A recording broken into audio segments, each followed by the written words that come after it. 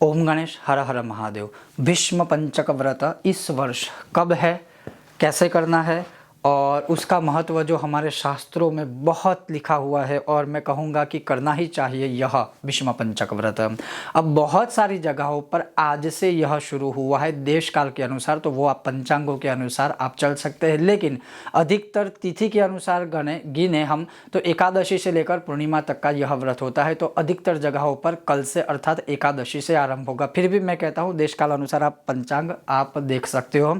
फिर भी अगर मैं कहूँ तो तारीख के अनुसार 11 तारीख से अर्थात आज से और 15 तारीख तक यह चलेगा भीष्म पंचक व्रत, और बहुत सारी जगहों पर जो कल से 12 तारीख से लेकर 15 तारीख तक होगा। लेकिन भीष्म पंचक का अर्थ है 5 तिथियों का, तारीखों का संगम नहीं है। तो तिथि के अनुसार यह 5 दिन जो व्रत किया जाता है जिसे कहा जाता है भीष्म पंचक व्रत, और यह व्रत बहुत अद्भुत है, बहुत महान है, बहुत ही श्रेष्ठ है और सभी कामनाओं को पूर्ण करने वाला है। और उसका एक विशेष में महत्व भी बताऊँ तो ये जो 5 दिन होते हैं एकादशी से लेकर पूर्णिमा तक के, इन 5 दिनों का एक अलग से महत्व है। एक अलग व्रत है, अलग अलग पूजा है, अलग अलग पाठ आदि है। लेकिन कोई भीष्म पंचक व्रत करता है तो वह सभी व्रत कर लेगा 5 के 5 दिन का। जैसे 3 दिन का एक व्रत है जिसका वीडियो अभी मैं अपलोड करूंगा, जिसे पुष्करिणी कहा जाता है, बहुत ही अद्भुत व्रत है।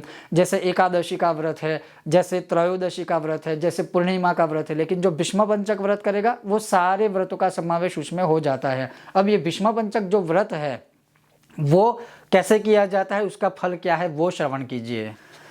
तो ये जो भीष्म पंचक व्रत है वह सभी पापों का विनाश करने वाला है। भीष्म पंचक व्रत करने से जिनको संतान प्राप्त नहीं होते उनको संतान प्राप्त होते हैं। भीष्म पंचक व्रत करने से अनजाने में हुए सभी पापों से मनुष्य मुक्त हो जाता है। भीष्म पंचक व्रत करने से विद्यार्थी विद्या प्राप्त करता है। भीष्म पंचक व्रत करने से बुद्धिमान मनुष्य अधिक बुद्धिमान होकर वह विद्वान की एक पद प्राप्त कर सकता है।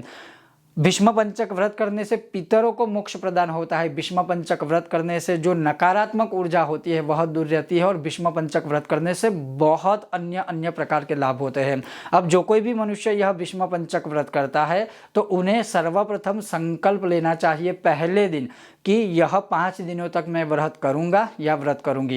इन 5 दिनों के जो नियम है वह ध्यान से श्रवण कीजिए। इन 5 दिनों तक आपको एक समय केवल फलाहार ही करना है और एक समय आप अन्न का आहार अर्थात भोजन कर सकते हो, और भोजन में सात्विक आहार ही करना है। जितना हो सके वाद विवाद से दूर रहना है, किसी की निंदा नहीं करनी है, कुछ भी नहीं। घर में जो है एक उत्सव जैसा माहौल बना के घर में रखना है, और 5 दिनों तक ब्रह्मचर्य का पालन करना है। इन 5 दिनों तक अगर जैसे लिखा हुआ है, और फिर ये भी कहा है और इसमें और लिखा है कि जब कोई भी मनुष्य यह व्रत करना चाहता है तो 5 दिनों तक अवश्य हो सके तो अखंड गौ माता के घी का दिया प्रज्वलित करें। ना हो पाए तो जितना अधिक समय आप गौ माता के घी का दिया प्रज्वलित करेंगे तो अद्भुत और श्रेष्ठ फल आपको प्राप्त होगा। इसके अलावा ओम नमो भगवते वासुदेवाय या ओम नमो नारायणाय, दोनों में से कोई भी एक मंत्र की कम से कम एक माला कीजिए।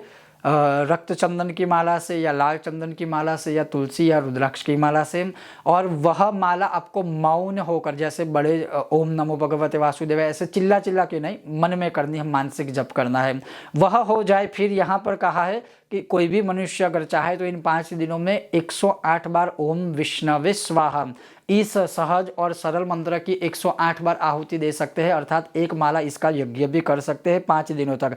इन 5 दिनों में अगर मैं संक्षिप्त में कहूँ तो ब्रह्मचर्य, क्षमा, दया, तप, जप, तप और दान, ये नियम लेना है।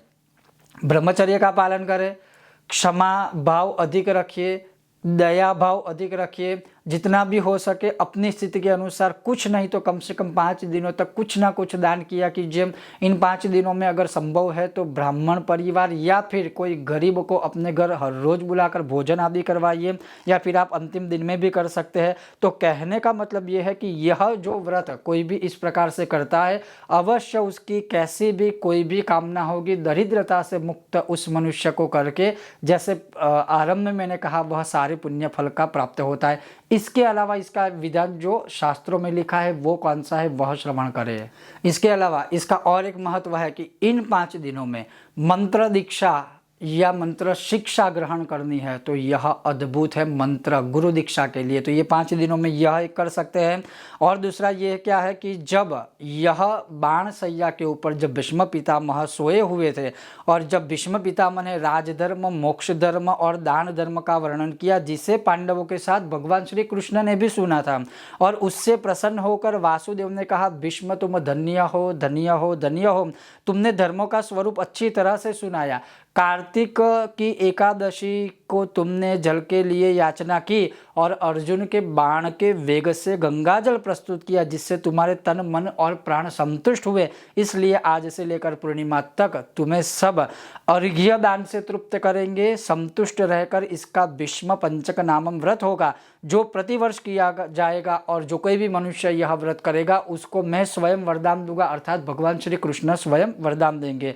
और कहा है इन 5 दिनों तक अवश्य भीष्म का तर्पण करना चाहिए। और उसका जो तर्पण करने का महान विधान है वो केवल क्या है, इसमें कोई सव्य, अपसव्य और बस एक दक्षिण दिशा की ओर मुख रखे बिना पूर्व दिशा की ओर या उत्तर दिशा की ओर अपना मुख रखकर हाथों में अंजलि लेकर और ऐसे सिर्फ आपको किसी पात्र में अंजलि छोड़नी है। और उस समय पर यह जो मंत्र है भीष्म का, वह बोलना है कि ओम सत्यव्रताय शुचये गांगेयाय महात्मने भीष्मा वैतद ददाम अर्घ्यम आजन्म ब्रह्मचारिणे, अर्थात आजन्म ब्रह्मचर्य का पालन करने वाले परम पवित्र सत्यव्रत परायण गंगानंदन महात्मा भीष्म को मैं यह अर्घ्य देता हूँ या देती हो, आप उसका स्वीकार कीजिए। अब क्या है कि जो मनुष्य पुत्र या संतान की कामना से स्त्री सहित भीष्म पंचक व्रत का पालन करता है, उसे शीघ्र ही पुत्र संतान की प्राप्ति हो जाती है। उसके द्वारा सब शुभ कृत्यों का पालन हो जाता है। यह महापुण्यदायक व्रत है, अतः मनुष्य को इसका पालन अनुष्ठान अवश्य करना चाहिए। इसमें खासकर भीष्म जी के लिए जल दान, अर्घ्य का दान विशेष रूप से किया जाना चाहिए। जो इस मंत्र से अर्घ्य करता है वह मोक्ष पद को प्राप्त करता है। अब अर्घ्य कैसे देना है, तो किसी भी पात्र में या खास करके तांबे के पात्र में जल लीजिए। जल के अंदर आप पुष्प, अक्षत, कुमकुम, चंदन आदि डालिए। और यह जो जल है, जैसे हम भगवान सूर्य को अर्घ्य देते हैं, वैसे ही उस कलश के अंदर जल को आप किसी पात्र के अंदर उसको अर्घ्य देते समय आपको यह बोलना है कि ओम वैयाग्रपद गोत्राय सांकृत प्रवराय च अपुत्राय ददाम्ये तद उदकं भीष्म वर्मणे वसु नामवताराय शंतनोरात्मजाय च अर्घ्यम ददामि भीष्माय आजन्म ब्रह्मचारिणे, अर्थात जिनका व्याघ्रपद गोत्र है, सांकृत प्रवर है, उन पुत्र रहित भीष्म वर्मा को मैं यह जल देता हूँ या देती हूँ। वसुओं के अवतार शंतनु के पुत्र आजन्म ब्रह्मचारी भीष्म को मैं यह अर्घ्य देता हूँ या देती हूँ। 5 दिनों तक इस प्रकार से भीष्म को अर्घ्य देने के बाद भगवान विष्णु की पूजा करें, भगवान विष्णु का मंत्र जाप करें, विष्णु सहस्त्र का पाठ करें, और पूर्णिमा के दिन इस व्रत का उद्यापन करने के लिए सिर्फ ब्राह्मणों को भोजन करावे और भगवान विष्णु की यथाशक्ति पूजा करें। बस यह करने से पूरे भीष्म पंचक व्रत का आपको फल प्राप्त होता है। और जैसे इसका महात्म्य स्कंद पुराण के अंदर भगवान ने स्वयं कहा था, वही मैंने आपको श्रवण करवाया। और जैसे मैंने कहा कि देश काल के अनुसार कुछ जगहों पर भीष्म पंचक व्रत आरंभ हो चुका है, कुछ जगहों पर नहीं हुआ है, क्योंकि हर देश काल के अनुसार पंचांग अलग होते हैं, उसका लॉन्गिट्यूड लेटिट्यूड अलग होता है देश काल के अनुसार। तो उस हिसाब से आप आचरण कीजिए। फिर भी मैं ये कहूँगा कंफ्यूज मत होइए, अगर आज से नहीं भी हुआ तो कल से आप यह शुरू कर सकते हो। तिथि के अनुसार 5 दिनों का यह महाभीष्म पंचक व्रत विधानम। अगर आपको यह विषय वीडियो पसंद आया हो तो लाइक करें, शेयर करें, चैनल पर नए हो तो सब्सक्राइब करके घंटी का चिन्ह दबाइएगा। बहुत जल्द मिलते हैं नए विषय और वीडियो के साथ, तब तक आप देखते रहिए कर्मकांड बाय आनंद पाठक मेरे साथ। ओम गणेश, हर हर महादेव, जय सिया राम, जय भारत।